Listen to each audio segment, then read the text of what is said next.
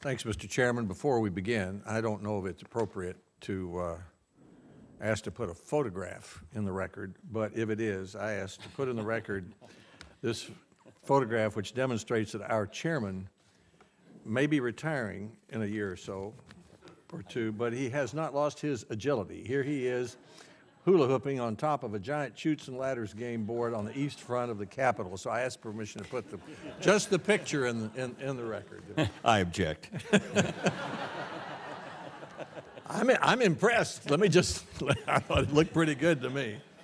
And second, I thank Senator Harkin for having this series of hearings, and I want all to know I intend to work closely with him in a bipartisan way to get a result.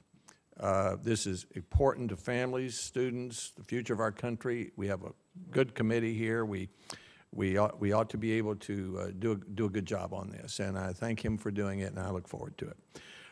I've asked him if I would ask to put my entire statement in the record if I may, Mr. Chairman, but I've asked him for permission to go 1 or 2 minutes beyond the 5 minutes I usually do, just because of the importance of this series of hearings that he has called.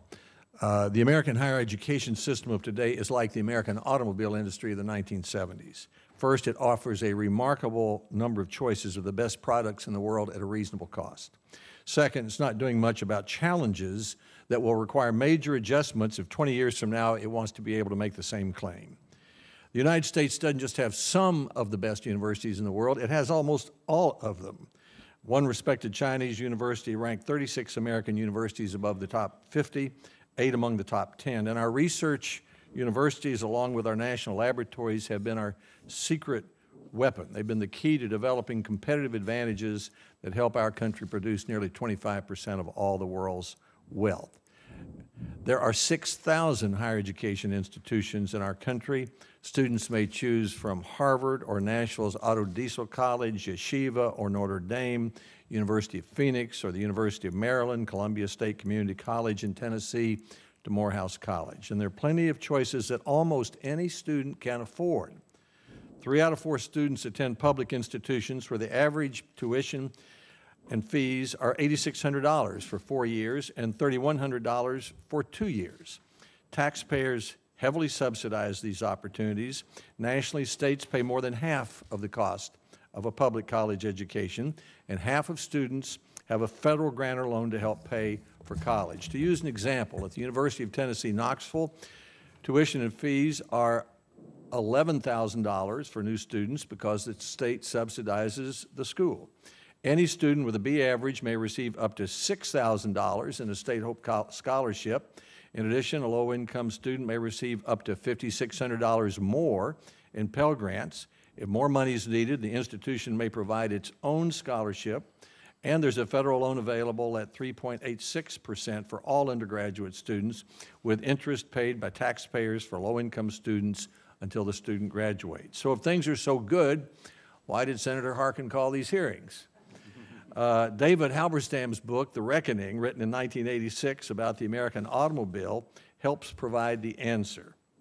In the 70s, according to Halberstam, the Big Three and the United Auto Workers became non-competitive and sluggish.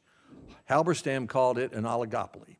They agreed among themselves to make big, profitable cars while Europeans and Japanese were perfecting smaller, efficient cars.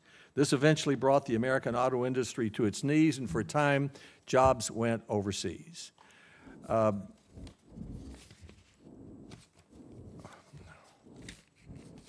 When I became president of the University of Tennessee in 1988, I asked David Gardner, the president of the University of California, why his campuses were among the best. First, he said autonomy. The California legislature, he said, basically created 4 branches of government, and one of them is the university, gave us a lot of freedom to be as good as we could be. Second, competition and choice.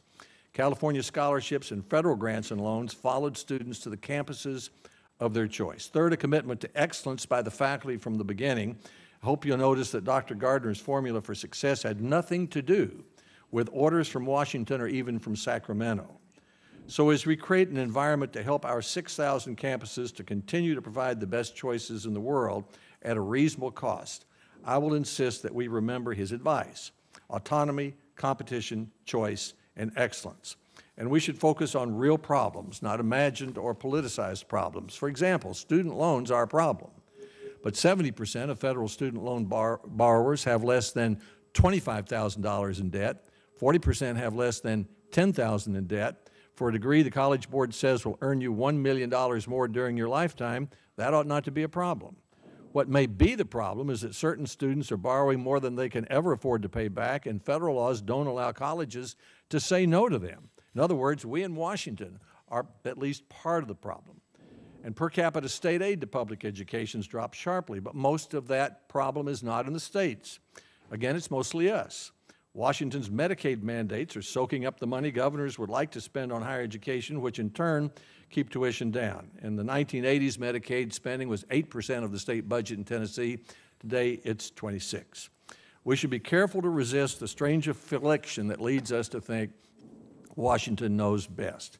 In fact, Dr. Gardner's formula for success is based upon the fact that in higher education, at least, Washington's done a pretty good job of keeping in mind it doesn't know best. As a result, we don't tell Harvard and Nashville Auto Diesel College what its curriculum ought to be, or what it should pay its faculty, or what its tuition should be, or exactly what its researchers should study.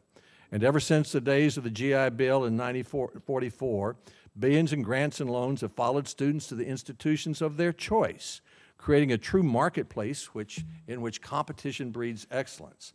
So as we move through these hearings, I would suggest we keep this in mind as we look for solutions. No price controls for tuition, no mandates about how to cut college costs, no prescriptive Washington definitions of, quote, quality, no Washington micromanagement of research priorities. Just because the President says the University of Tennessee is doing a good job at encouraging students to graduate in 4 years doesn't mean we should require all 6,000 institutions to do it exactly the same way. It means allowing campus boards to grapple with online universities and tuition levels rather than imposing more rules from here. The American automobile industry was fat and happy and very reluctant to change until competition brought it to its knees. American higher education will be harder to change.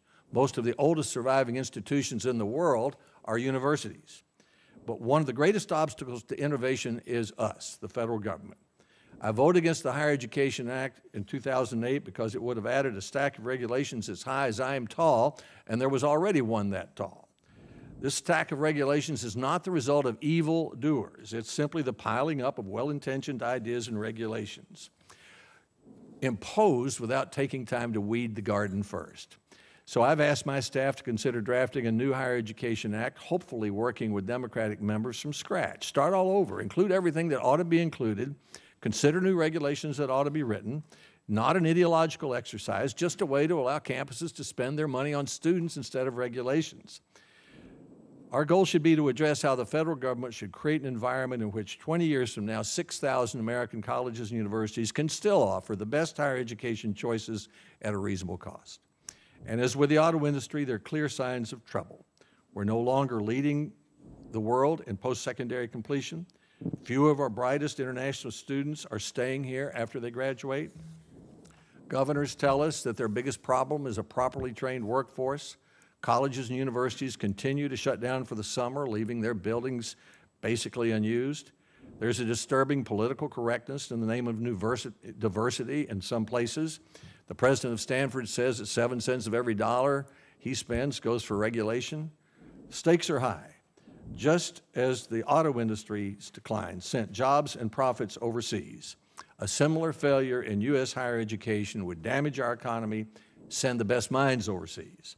In a highly competitive world, there's no guarantee that we'll continue to produce 25% of the world's wealth. So, the best way to avoid that fate as we proceed through these hearings is to keep in mind Dr. Gardner's words: autonomy, competition, choice, excellent, and I would add one more word: deregulation. Thank you, Mr. Chairman.